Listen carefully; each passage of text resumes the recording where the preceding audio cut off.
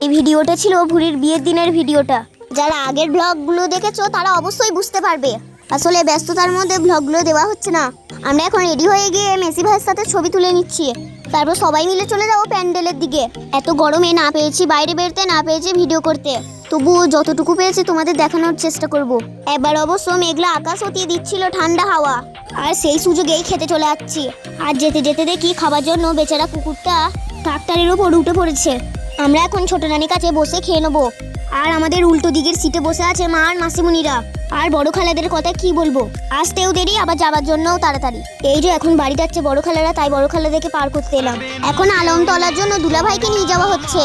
এই দেখো, এটাই হচ্ছে দিদি আর দুলাভাই। আলমতলা পর্যন্ত আমরা থাকতে পারিনি জানো, তাই ছবিটাই তোমাদেরকে দেখিয়ে দিলাম। খুব মিষ্টি দেখতে লাগছে না দুজনকে। এখন এসে আমরা দাঁড়ালাম গলসিতে, কারণ মা খাবো বলছিল জিডের কোল্ড ড্রিঙ্কসটা। আমরা এইসব জিনিস কখনোই খাই না জানো। একটু মুখে দিয়ে দেখলাম কেমন টেস্ট। একটু বসি, তারপর বাড়ি চলে যাব।